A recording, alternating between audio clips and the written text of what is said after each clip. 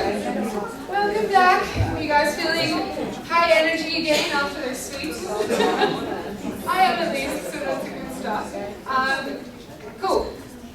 We are now going to move on to the bottom half of this and talk about how to engage briefly, but then focusing on how to convert. Someone came up to me and said, when do we get to the money making part? Right now. Okay. I'm going to start with engage, and this is where we're still talking about content. So whether you are in a headspace of actually LinkedIn or Facebook or Instagram, this is kind of how you think about, once you've identified that ideal customer, how do you actually put your content in front of them? So you've seen this graph. Interactions per 1,000 followers are declining, your reach is declining. And there was a lot of focus on how to beat this algorithm. What is the content you should post so you get seen above all of the other businesses selling similar things? So, food porn, beach photos on the beach, and cat videos. These are actually the 3 content types that are seen and posted the most on Instagram. So, this is what's working overall, but it's not what works for you. So, these are the 7 factors that are widely accepted as playing into the algorithm. So when you post, if you're trying to beat the algorithm, these are the things you might want to think about. Okay. The first thing is engagement, right? That is pretty much the goal of posting content on social media, to have people actually engaging with it. Not all engagement is created equal. So a like on your post is not as good from the perspective of Instagram or Facebook, or really from you as a business owner. A like is not as good as a comment or as a save or a share. You want those kind of richer forms of engagement. A comment is ideal because then you can reply and then you have an ongoing conversation. So this is why you might think, yeah. So just a question, does Facebook or Instagram make a difference when it comes to the engagement if it was like, for example, an organic or paid post? Like, do paid posts count the engagement of paid posts? That's a good question. It works a little bit differently. It counts as engagement for your engagement score. So if you're looking at your overall account, it can count. But the purpose of engagement is to get more. So then the algorithm picks up, oh, someone's liked this, I want to show more. So then that needs to be organic. But typically, like, if you spend, then you also get more organic posts because people are sharing, saving, or whatever it is, or tagging friends. So I want to aim for richer engagement, and really you just want to aim for a conversation. So putting questions in your caption is the easiest way to do this, right? Or even saying, here's a bold statement about my business or about my industry, or here's a stat related to the welfare that we operate in, what do you think? And actually ask people to reply. Direct shares you want to aim for as well, but that's really just engagement, and you can't really force this. The third thing is relationships. So how frequently has someone engaged with you or your content, and how recently have they? This explains why, like, your mom would see every single post your business ever does, but your ideal customer perhaps is not. So, which is very frustrating, but it's the reality of social. So what you want to be doing is posting frequently, but also consistently, and then it's a no-brainer that if you haven't posted for a week, people are not going to engage with your platform. So you need a recent post. The fourth is relevance. This is where your persona comes in. Is the content you're creating actually relevant to them? And the way that Facebook and Instagram assess this is a few things. They look at the image and the text. So actually Instagram was built with probably the most powerful image scanning tool in the whole world. They took all of the images from WhatsApp, Insta, and Facebook to build this engine. So when you post something, they know if it's like content that your followers have posted, have liked, sorry. Hashtags, I'm going to go into in a minute, and then location. So if you are a business, when you post, you should always tag your physical location, because the businesses around you are more relevant to you than, you know, a workshop running over in New York. Time plays into recency, but also time of day. So while it's like not chronological anymore, you need to post when people are on to get engagement, obviously. And if you remember the 10% rule I mentioned, so when you put your content out there, it's only being shown to 10% of your audience before they decide how many more people to show it to. If your audience isn't online, or if only a really small proportion is, then you're not going to get that engagement from 10%. So when are the best times? So I'm going to show you in a second. Thank you. Then search, if people have searched for you by your brand name or by your branded hashtag, like hashtag future females. And the last is time spent on post. Again, time spent on post is pretty much engagement, but this is called the hover effect. It's pretty much why video also works quite well on tools like Facebook and Instagram. You spend longer actually on that post if it's a video than if it's a static image. Okay, how helpful is this? It's like kind of helpful, but it's a lot of things you can't control, right? A lot. Sorry, question. Yes. I would like to know what type of content, I don't know if it's relevant to this, but what type of content would you use for stories and for posts? Okay, cool. Let me just answer it now. So your posts are your best content. So that's where you spend your time working out what's someone going to like, how does this then lead to my business. So that's your polished content. If you're working with a photographer, that all goes in there. Your stories are just intended to be on-the-fly content. So it's much more storytelling content. So it's like, I'm currently at this workshop, we just shared this tip, it was so awesome. Or I just walked in and my employee asked me this question and I thought you guys might also want to know what the answer is. So it's much more on the fly. Is there, because we can put all the pictures under one post, or like we can make 10 posts for 10 pictures. Is there one better than the other that leads to more Yes. viewings and 10 pictures. Oh, you can do the ones where you like scroll from right to left. The thing that does not work well is if you make a single post and you like make a grid. Like you've probably all seen those. People take their 9 dresses in their range, put it all into one, so the dresses are all so tiny, and it's just not that engaging. And then the story or the caption is super generic. So in that situation, I would do it with all these different posts. If it's, say, one event, like if we have 4 great pictures from this event, I might not do that as first one post, but it actually doesn't make a whole heap of difference. So some of this is useful, some of this is really not useful because you can't control it, but a lot of social media or people posting on social media spend a lot of time trying to meet these criteria to like rig the system. I would really love people to stop talking about the algorithm. The whole algorithm is just built for Facebook and Instagram users to get the best content. So if you just focus on your customer and not on the engine behind the scenes, then you're automatically going to be beating the algorithm. One of the things that is worth touching on too is your question, which is what time of day is post. This is global, so I'm just going to explain it. But typically, the darkest ones are the highest engagement, and the lightest are the lowest engagement. You also need to consider when people are on mode. So I would go for these. So typically, commute hours are good hours to reach people on social media for most audiences, of like obviously working age. So you want to be posting, say, between like 7 and 9 a.m. and then after 6 p.m. If you were trying to, sorry, yeah? so that's twice a day, not You don't have to post in both of the slots, you can pick one. So you might post at 8 a.m. today, 6 p.m. on Tuesday. Just they're the times that are highest engagement and when people are typically on the platform. If you are targeting people who are like at work during the day, that's when they're on social, or if you're using LinkedIn as your core channel, then in the day is the best.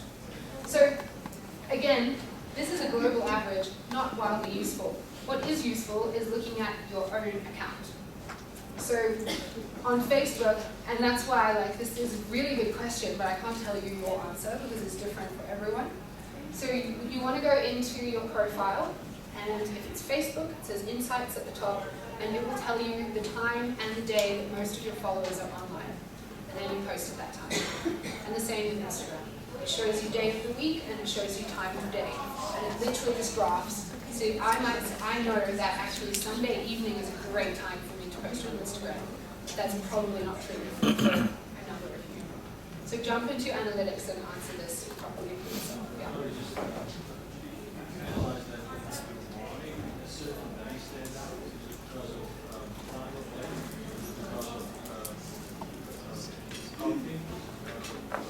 Yeah. Yeah. Question. I've only ever seen a dramatic difference over time, over days, by weekend versus weekday, depending on who your audience is. So some people may only check Instagram on weekend, whereas a lot of people are now checking it every day. So I think it's the time that makes the difference. What's up with Thursday? Maybe people are getting bored on towards the end of the week. In anticipation for the weekend, a lot of Exactly. people on Thursday already like start checking what's happening, what's going on. Exactly. Your attention at work is definitely fading away on Thursday. And then the weekend you're too busy having actual fun. Okay. Briefly on hashtags. So hashtags, do you need to use them on Facebook?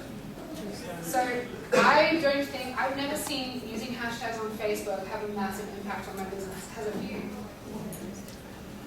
It depends on who because I'm a laughter organization, so it depends who I hashtag. Okay. Oh, okay, perfect. So you're tagging people. Perfect.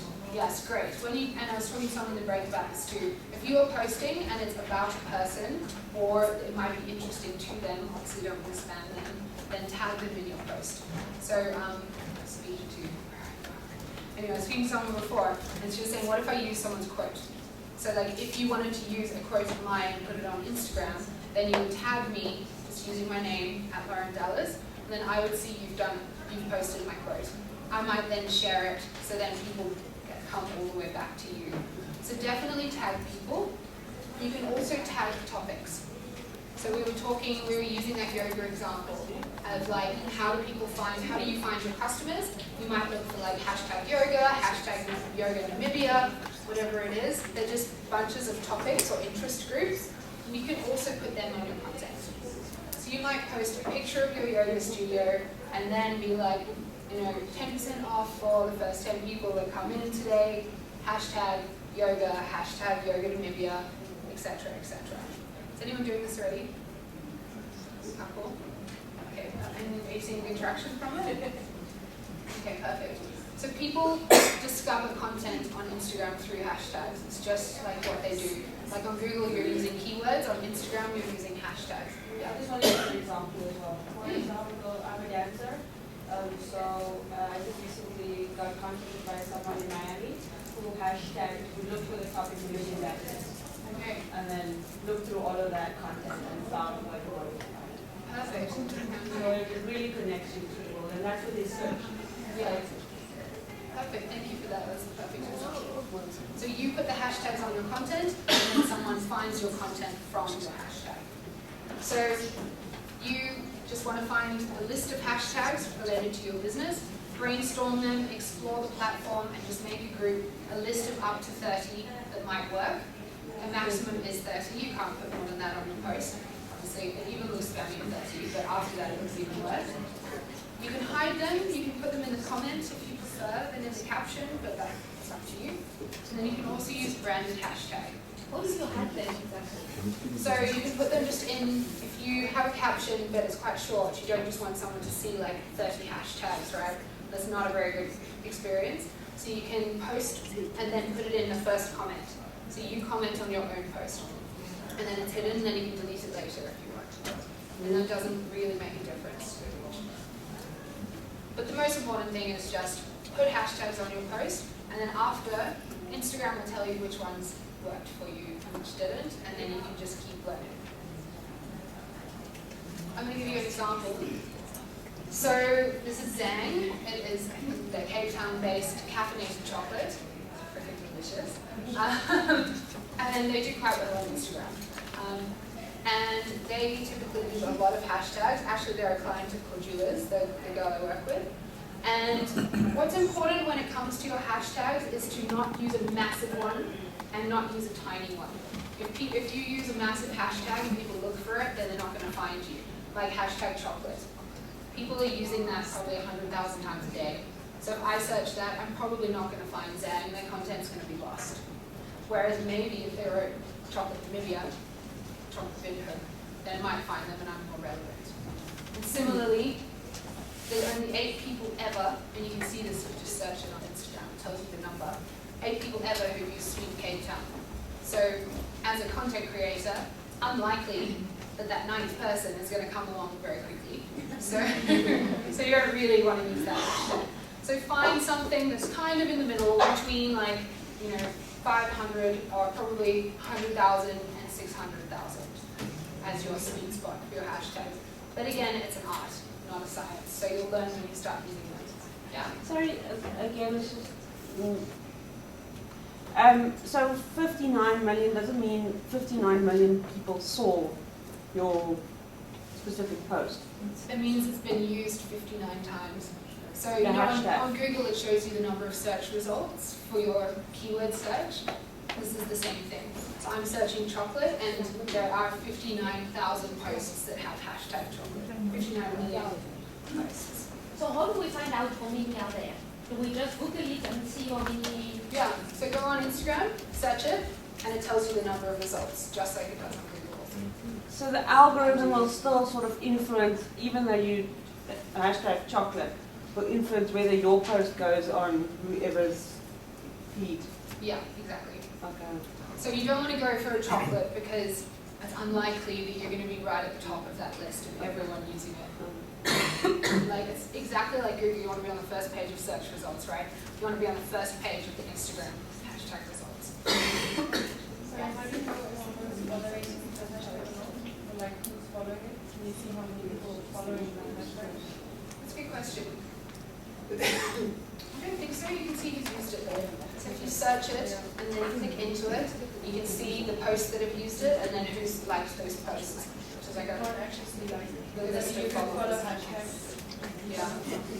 You can't go and see the list of like these thousands.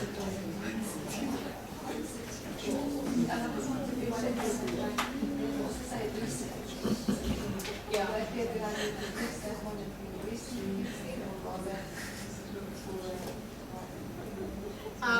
I would use both. So the recent is, it depends what the purpose is, but use both. So yeah, you search a hashtag and it shows you like the most popular posts from that hashtag, and then it shows you people who've tagged it most recently. So likely, as the posters, will be in recent rather than popular, and we just want to stay in that top 9. So the smaller the hashtag, the longer in recent.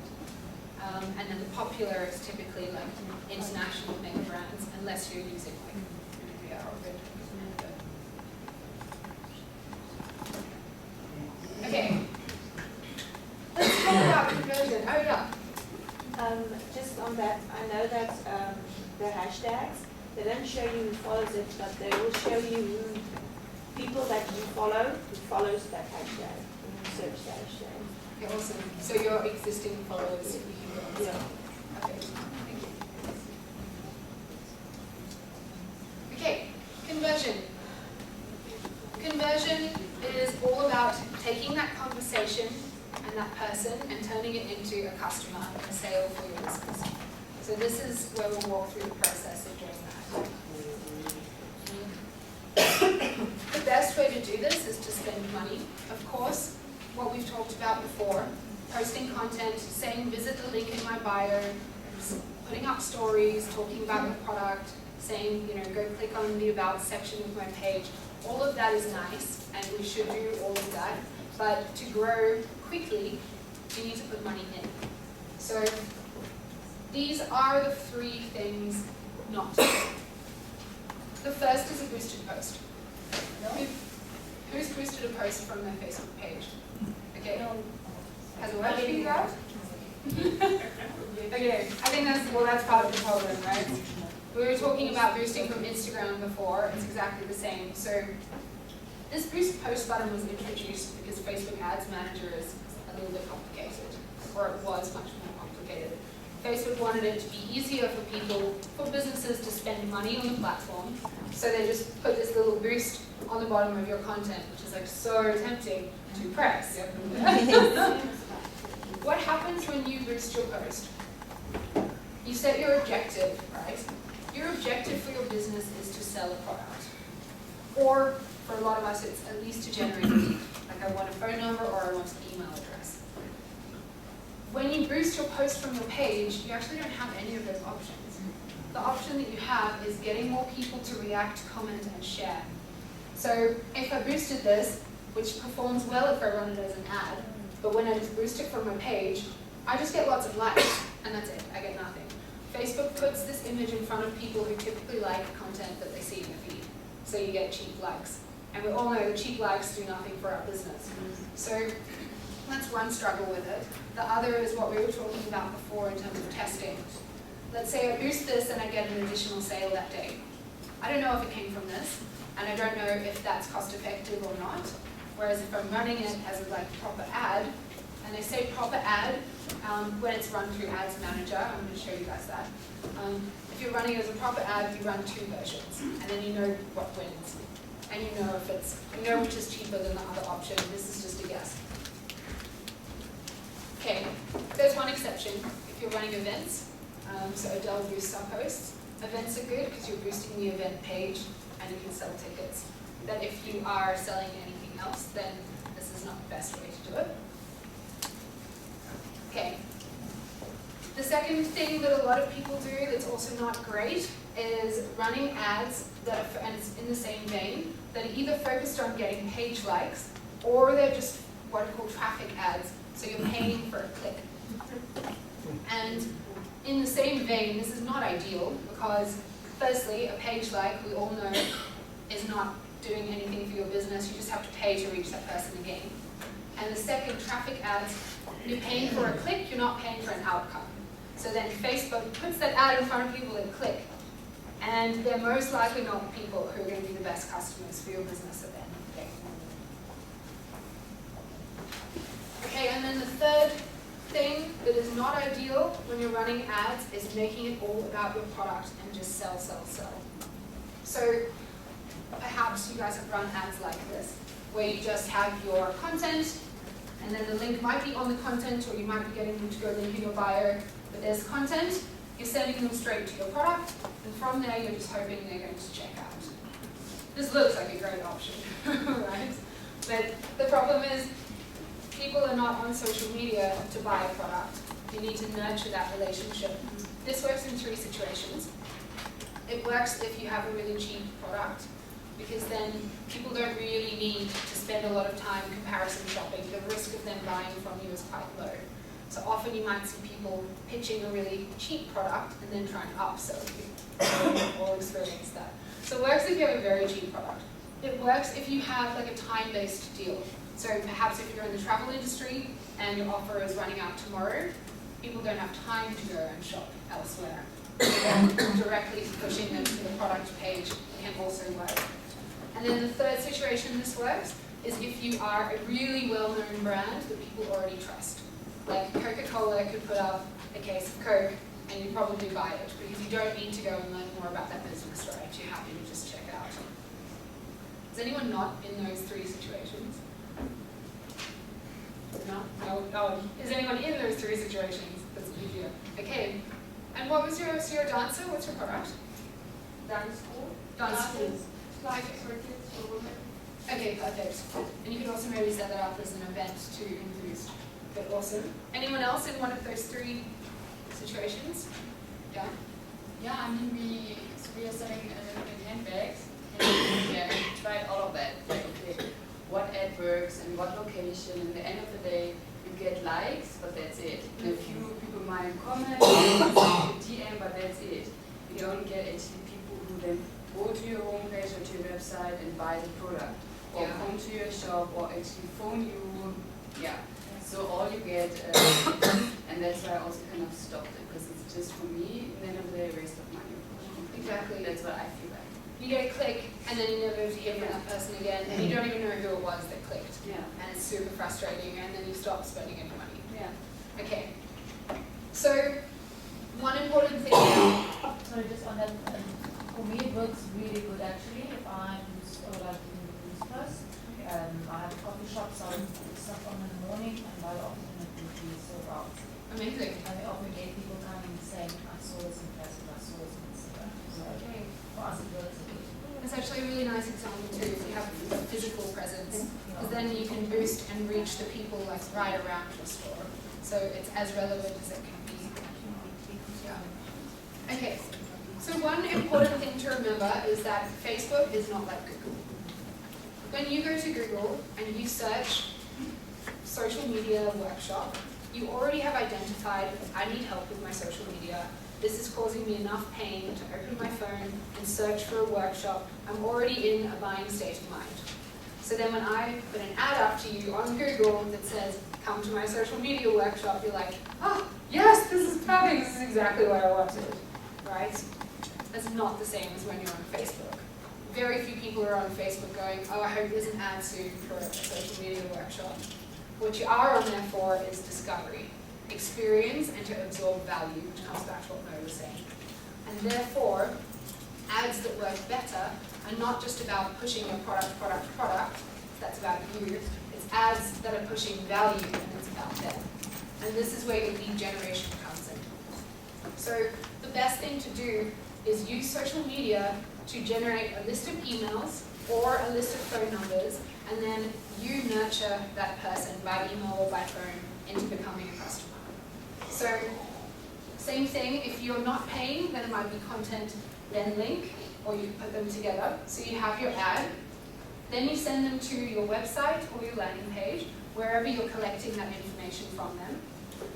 Then, most likely they go to an email newsletter, maybe you're WhatsApping, whatever it is. This is where you start having those 8 touch points I talked about, right? Ideally you have 8 touch points with someone, and that's typically when they'll buy from you. You do that all in the email newsletter box. Then you send them to your product page, and then they check out.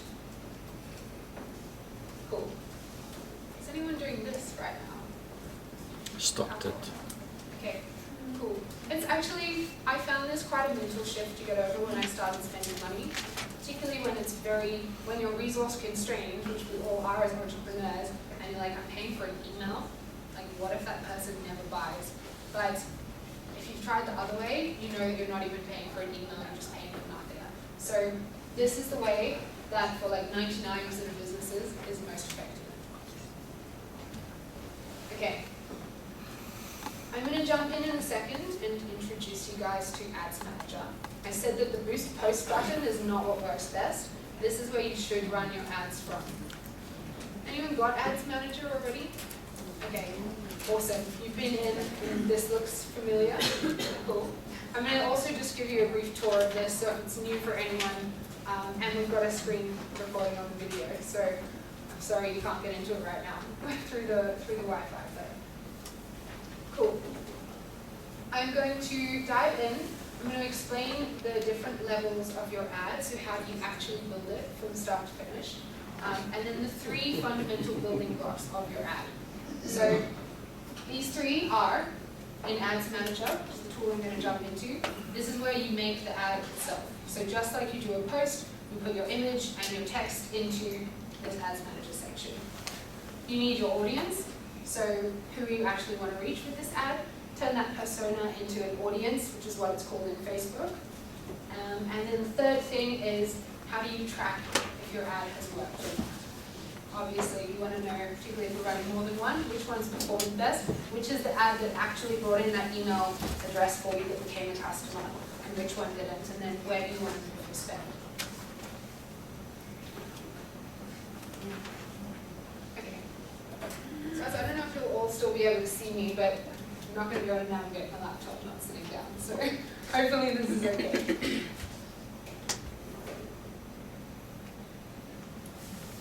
Also, if some of you haven't seen this before, you might have a bunch of questions and I can't see all of you, so just shout out or wave your hand or something. Okay, cool. So, let me make it a little bit bigger.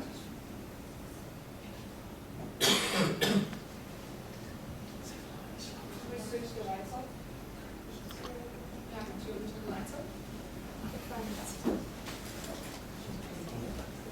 default for the video because then we can't pick it up, but it's fine.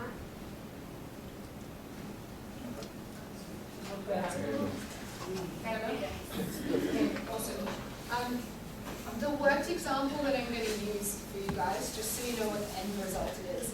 So a lot of the ads that I've run in the last 2 years have been selling the social media profit lab program that I mentioned. So this is a 2,000 Namibian dollar product, and I sell it online, so people check out online as well. So most of you have like an online store where people can actually check it out online. Otherwise, you just have an additional step where you obviously take payment offline. So that's the product. And then the way that I was selling it, the value I was offering was a live webinar. So I was running a webinar that you could sign up to, and if you joined the webinar, it would be me training you like I am now for 45 minutes on current tips that are working on Facebook. So that's just the example I'm going to show you. Important to know, you don't have to do a webinar for this to work and anything. Your value could be an ebook, it could be a checklist, it could be your latest product catalog, just something that you're going to give people in exchange for their email address or for their phone number. Does that make sense to you? Okay. So this is your ads manager. If you don't have it set up, you just go to facebook.com/ads manager and you hit setup. And it will automatically connect it to your Facebook page for your business. So as long as you're an admin on that page, then your ad manager will be connected to it. So the setup is fairly easy. When you get there, you most likely go to this page. This is called your dashboard. And this is where you can set up your ads, you can track performance of your ads, you can tweak them, you can do everything you need to from here. You can also get an app on your phone called Ads. So you can also do it from your phone, and it's super, it's actually easier on your phone. So what you'll see in here are all of the ads that I've ever run. And there are 3 levels. So there's a campaign level, an ad set level, and an ad level. So when you go through the process of setting up an ad, this is the setup stages that Facebook walks you through. Your campaign is where you are just telling Facebook what your objective is. So you would literally just say, and I'll go through an example too, but you would say to Facebook, I'm looking to get a sale from this ad, or I'm looking to get a lead from this ad, or an app download if you're building an app. This is where often people put in the, I want to get a click, or I want to get a page like. That's not ideal. You want to go a little bit further down to getting a lead or to getting a sale. So you chuck that into under campaigns. So as you can see here, this is my South Africa Facebook webinar campaign that I was trying to push people into. The next thing you do after you've told Facebook I want to get a lead is tell them who you want as your lead. And that's what they call an ad set or an audience. So under an ad set, you have a whole different bunch of audiences. So you defined your one best customer, but there's a lot of things that can define that person, right? There's like interests, there's other pages that follow, maybe you've got a really massive age group. I'm going to get into audiences in a second. But I hypothesize there are like 60 different groups of people who might be interested in my Facebook webinar. That's probably overkill. Maybe you want to do like 2 different groups of people. So I might say there's male entrepreneurs and female entrepreneurs who might be interested in what I have to offer. So you're hypothesizing all of this, and then each ad set is a different group of people. So you can see, I thought that people who are doing online coaching in this age group, they might be interested in the Facebook webinar. And this is just guesswork until you turn it on, right? I thought people that follow the Social Media Examiner, which is a social media publication, might be interested. People that follow Gary Vee, who's like a really famous online coach. So you're just putting in a bunch of different groups, and that is your ad set. So that's the next thing you tell them. I want a lead, and this is who I want as my lead. The last step is putting in your actual ad itself. So the creative and the copy. So often people start with the creative and the copy, and this is also why a lot of ads don't work so well. You need to start with that upfront strategy of who you're actually creating it for. And if you follow this process, it walks it through for you. Cool. Okay, so let's go into audiences. So everything you might need ever is in the same Ads Manager account. You do not need all of these things. You just need the ones I showed you, which is Ads Manager. That's where we just were. You need, where's audiences now? Over here. You need audiences, which is where you put your persona in. And then you need, it's called your pixel, which is the least favorite part of Facebook ads, but it's required. This is how you track. So, start with our audiences.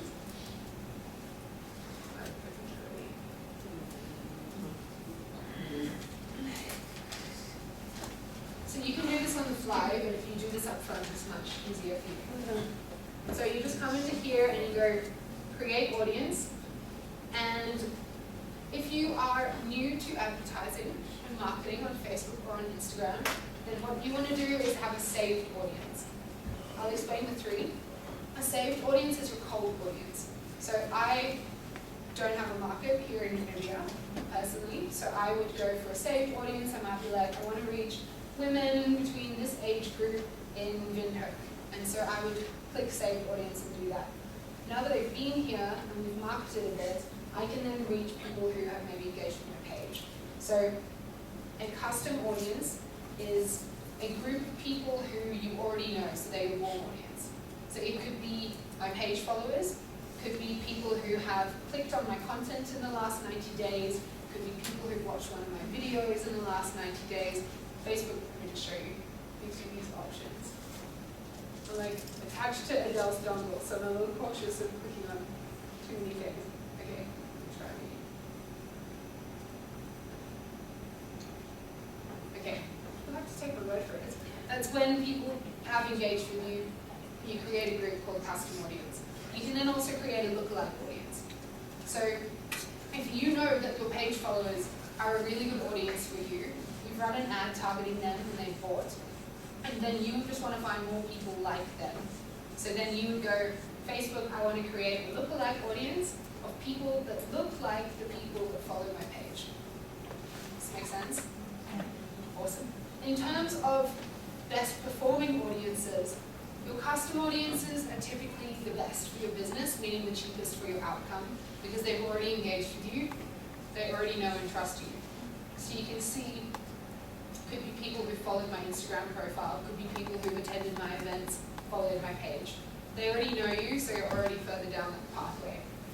The next best performing is lookalike, because they look like the people who are your best performing. And then the worst performing, but where we all have to start is the same, because you have to introduce yourself to them still. So the first thing you would do, if you're not already in here with audiences, is just set up a saved audience. And you take everything you've brainstormed for your persona and you match it up to the options that Facebook gives you as closely as possible. There is a tool called Facebook Audience Insights. If you Google that, it gives you all of the Facebook audience criteria that you can use for setting up your ads. So if you're not ready to just come and set it up right now, you can use that for research, but also to save audiences from you. Otherwise, you can do it like I'm showing you now. So let me use the same example. I'm going to call this like female entrepreneurs in Namibia who are interested in social media, because what I want to sell is a social media workshop. So then I would go for location and literally just type in maybe Windhoek. You can get super specific on location. You would select it from a drop down, it should pop up. You can go by gender, so these are the demographics I was asking you to think of before. If you're Asian, if you're selling in a particular language, you can also enter that. And then this is where kind of all of the fun stuff happens, but also the overload. So Facebook has a massive, massive amount of options over here. I can target by interested in all of these different things. The best way is just to spend time in this tool or in Audience Insights and to just make a massive list of all of the things that look relevant to your persona, create it in an Excel, and then pick the one or two you want to start with. So for me, I get the best results from people interested in entrepreneurship or people who say they are a business owner, which makes sense. But this is where you would set up that targeting. And you can even say, I want to target people who like my page or are friends of people who like my page. Okay. The thing that often happens with audiences is it can be a little overwhelming because, as we know, Facebook has a crazy, crazy amount of data. So what you want to do is just pick like one thing and go for a small-ish audience. If you have a small budget, you want to have a small-ish audience, say 100 to 200,000. If you're spending $50 a day, but you have an audience of 1 million, then you're like scratching the surface, right? You're only reaching 0.01%. And so even if you run it for a week, you don't really know, is this the right audience for me or not? Whereas if you have an audience of like 100,000 spending that amount, you're getting much better data back to you and confirmation of whether you should continue down this path or not. So as you can see, I wanted to run a similar training in Berlin. And so I just came and I said, I can't really read it from here, location, Germany, Berlin, age group, gender female, people who match interest, entrepreneurship. So I just picked one interest. That's all you need to do. If you add loads and the size gets like 500,000, 800,000, just delete a bunch. Or make the age group smaller. But aim for an audience around this size. And this is the best way to be testing. Any questions?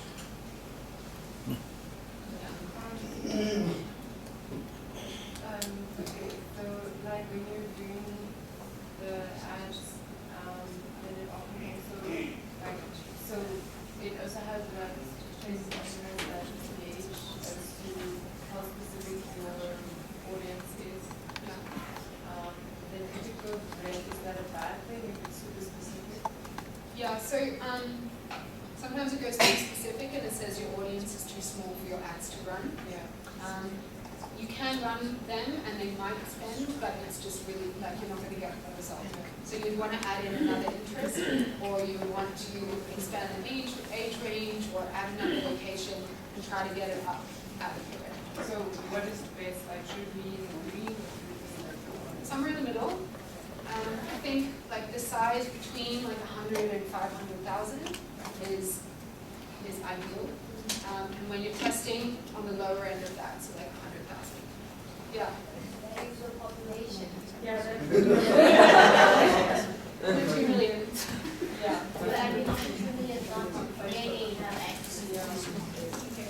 Well, Like 500. yeah, well then that's great. You guys can reach your audience much more cheaply than a lot of other countries can. Yeah. So Adele reaches, we figured out there are probably, 250,000 women in Namibia who would be interested in being an entrepreneur. And so hypothetically, Adele could reach them every single month for $350. So that's an amazing situation to be in as opposed to a negative one. Like America, it costs 10 times as much to get a lead as it does in South Africa. Cool. So then obviously your numbers will be what they are, but you can't have them. Is the cost linked to the population of the audience or not? No, so it's an auction system. So the number of advertisers, the more advertisers there are, the more expensive it will be for your ad to be seen. That's why America is so expensive, because all businesses are spending money. That's why South Africa is relatively cheap, and yes, even Namibia also.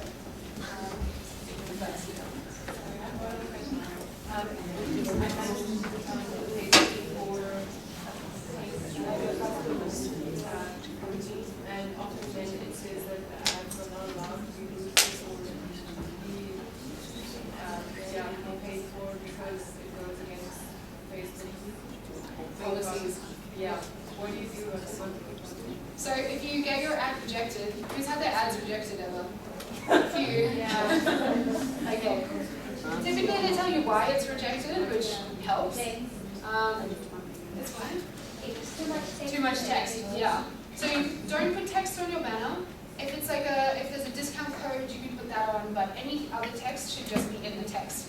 Your image should just be an image. Otherwise it will be rejected, and also it's more expensive if you have text on your image. It can also be rejected though for a bunch of other reasons. Like if you are talking about politics, or sex, or guns, or anything really in that kind of vein. But even, I get mine rejected because I use the word Facebook. And they don't want you using Facebook's brand to market your own business. And also if you're selling like financial services, get rich, anything that could be construed as get rich quick also gets rejected. So when it gets rejected, they'll give you a reason. You can then appeal it, and typically they get back to your appeal in like 1 to 2 days.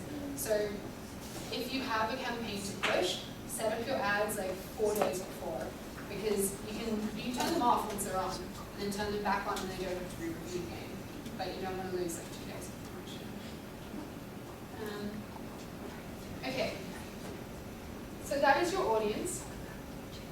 You essentially, what you're doing with this tab is just creating a library of future audiences to target. So then you know if your ad's not working, you just move to the next one down on the list. So once you've got that library set up, I'm like so hesitant to talk about pixels because everyone always tunes out, but I cannot iterate how important your pixel is for everything you do on Facebook.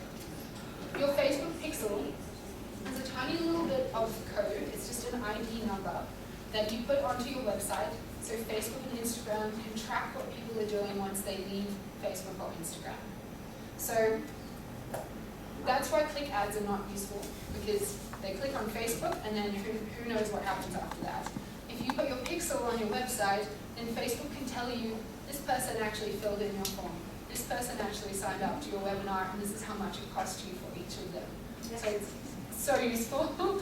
And it is, if you haven't set up your pixel, then when you go to this page, there'll just be a little button for your pixels, and it just generates a code for you. If you have set it up somehow before, this is the ID number that you need. If you used a web developer, if you have a website, if you don't have a website, then you don't need this because you'll push people back to your Facebook page. But if you have a website, this is the ID code that your developer needs to put on all of the pages. Is it the same one that you put on all the pages or? Yeah. Okay. 1 pixel per ad account per business. So if you're running different businesses that need different payment information, then you need multiple ad accounts. But for most of us, if it's your money you're spending on all of them, you can just use the same one. So 1 pixel goes on your website.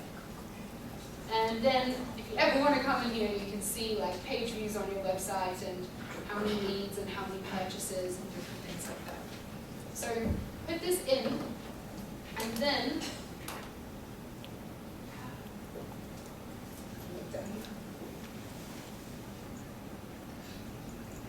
okay, once you've got your pixel in, and maybe this is also where you're getting to with your question, how do you know which page people are visiting? Like you have lots of different pages on your website, right? And one ad is linking to a specific one rather than just to the website itself. So that's what's called a custom conversion, which is also a ridiculous name for it.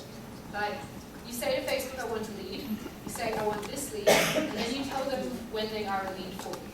So who has like just a customer service form on their website where you fill in the form, and then someone hits submit, and after that you're like, thank you for filling in the form. Yeah. Okay. So you know they're not a lead when they see the form. Like you don't have their information yet. They're only a lead after they've submitted it and it says thank you. So what you need to do is tell Facebook exactly that logic. So you just come to here and you go create. So right now what's happening with your pixel, it's just counting everyone that goes to your URL. So if that's your goal, then you can just leave it, you don't need any more information. But if your goal is a specific form being filled in or a particular product being purchased, then you need to come to here, and this is the easiest way to do it.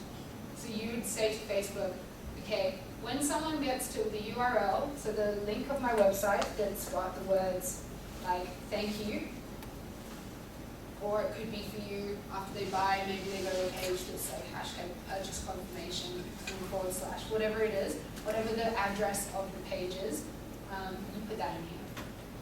So for me, I wish I could go with it, but it just says thank you. So someone registers for my webinar and then it says thank you for registering. So So simple, I put that in there. This one. And then I'll call this like Facebook webinar lead.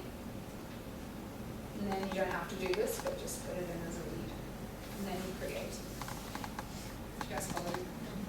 So, sorry, I just want to make sure I understand. So, what you said about actually, you told Facebook that once that page is shown up, that entry after the certificate, then she contacts the lead. Exactly. Yeah. Because otherwise, your ads will look like it's performing very well. Your ad will be like, you've had 1,000 leads, and you're like, no, I actually have not. Because you're not counting people to the step once they've loaded in. What's the next bit?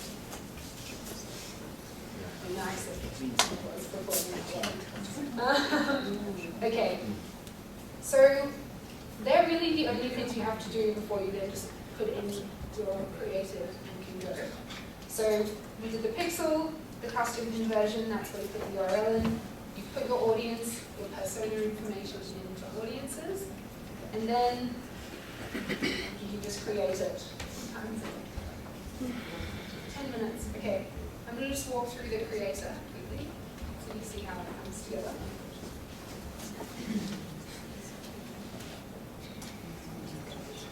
It might seem like kind of complex, but once you've done it once, it's so much easier. And also then you can just code it for the future and change an image and you're good to go. So the initial setup is a little bit frustrating, but then you're home free. Okay, so this is back to that dashboard. First place you go to manager, and you want to create a campaign, which is just an ad.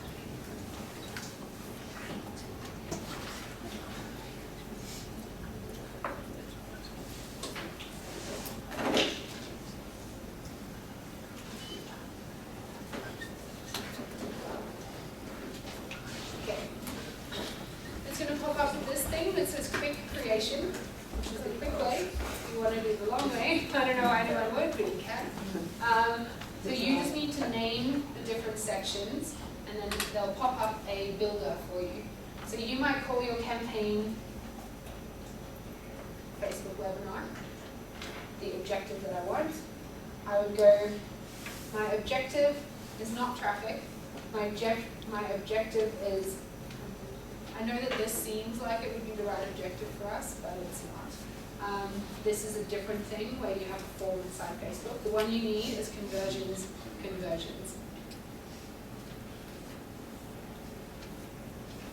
Cool. Then this is just where you set your budget. You can either go for daily. I always go for daily because you can just turn it off yourself and it immediately starts spending. But up to you.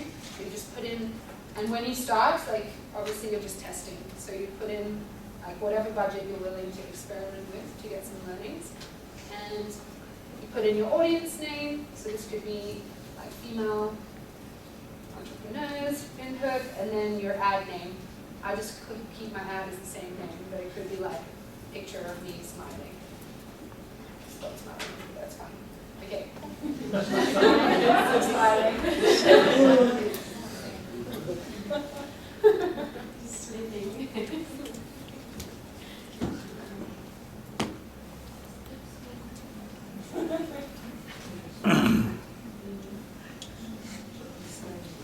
This is like where I spend most of my evenings.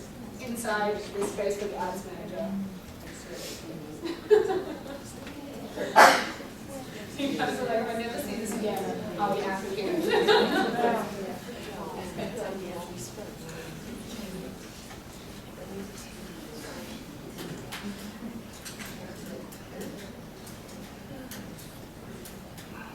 Okay. I'm going to show you in a different way, but it's the same thing. So because I've already got one set up, this is what it will look like for you. There'll just obviously be no content in there. It's coming.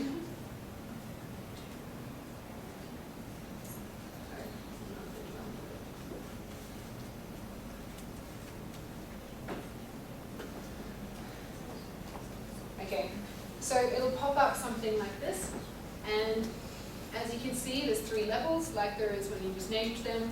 So campaign, ad set, ad. So then you just literally go through here and fill in the details. The best thing you can do is like not change any of the settings in here and just put your ad live and then learn afterwards. Because there's so many different things you can change. And you don't know if they're going to make a difference or not until you've just started running this and your audience tells you. So in here you've got your campaign details. This is where you select your conversion. So if you've called it like webinar lead Windhoek or dress sale Namibia, whatever it is, you put that in as your objective. And then your budget will already be in there for you. So this page should just be complete for you. So then you just want to click down to the next step, which is your ad set, which if you guys remember is just where you put your audience information in. You've already set up that audience and saved it in your library. So it's much easier when you come to here, you search for the name that you named it and it pulls it in automatically. I feel like this is going to be a really laborious process for you guys.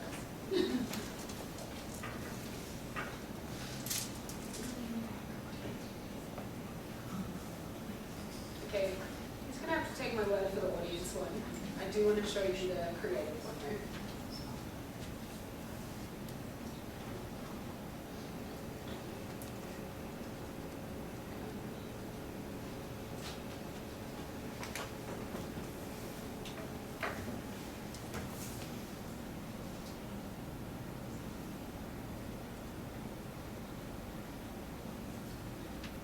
Okay, this is so the ad set is just you put in your audience. This is the part that I didn't show you before.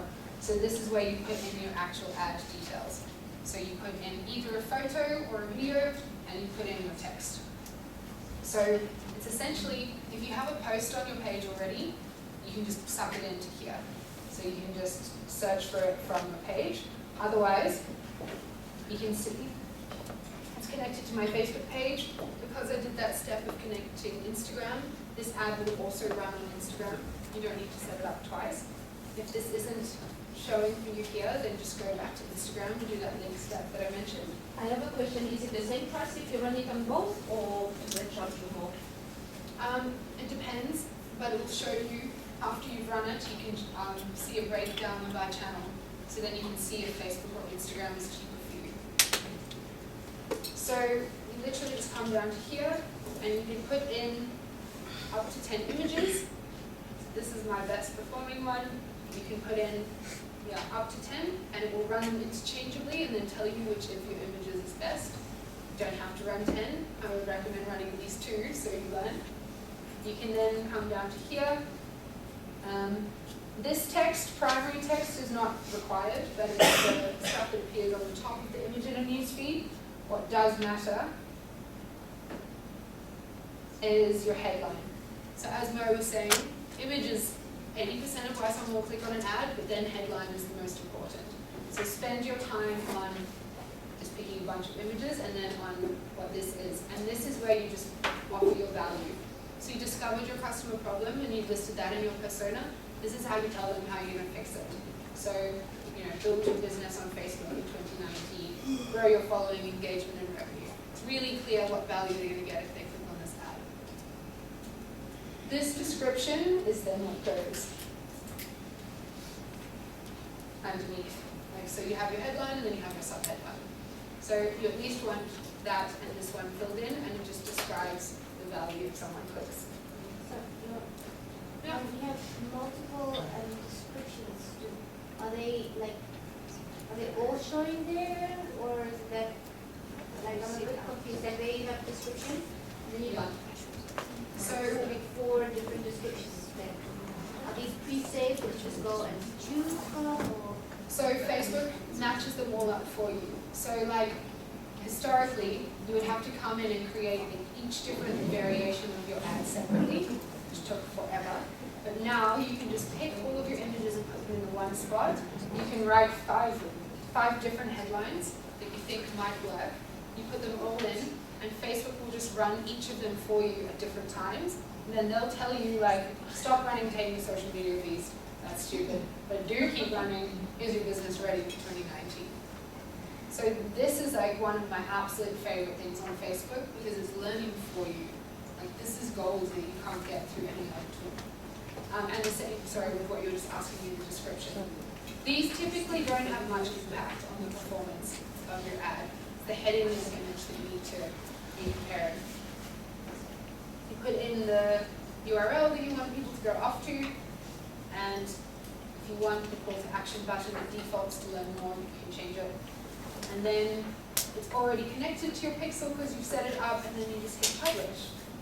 And this content will start showing to everyone across Facebook, Instagram, Messenger, I'm hoping WhatsApp soon, but also their like partner networks. So you might even be like on media websites or on people's blogs if they're part of the Facebook network. The last thing, do I have a minute? I have 1 minute, actually. Perfect. So I just said, like, obviously keep all the settings the same, put your images and content in, and then you'll learn. So how do you actually learn? Once it's been running for a little while, turn it on and leave it for 3 days before you panic. Like, it's so easy to put it on and like, oh my gosh, nothing is happening. Facebook learns for you for 3 days. Yeah, I know your pain. I'm like a chronic refresher.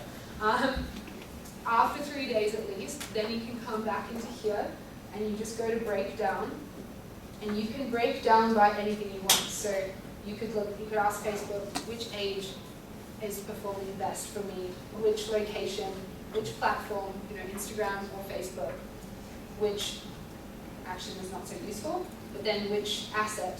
This isn't going to work.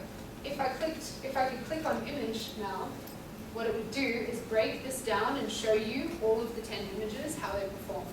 Then you just delete the images that are expensive for you, and you keep the images that are cheap, and you can keep this running. You can add another image, you can delete one, you can take the text away, you can add more in. So it's quite like an organic way of learning over time. And then eventually you get to the point where you're like, that's actually the price I'm willing to pay. So, like you can see here, I ran these ads and it was like 200 Rand a day, and I knew that if I could get a sign up for my webinar at under 40 Rand, then I could probably be profitable based on like how many people are eventually going to buy. You'll figure this out over time too when you start talking to these people, but I figured this out over time and worked it backwards, and I was like, I can afford an email address for 40 Rand. And then you run your different groups or your images, and if anything is more than 40 Rand, like this one, I just turn it off. And then I just keep running the cheap ones. And that's also how you keep getting your spend down and down for the same results. Okay. I'm obviously going to stick around if you want to go through your own accounts with me. I can have a look. I will just see if there's any big questions. How are you guys feeling? Anyone feeling a little overwhelmed? Yeah.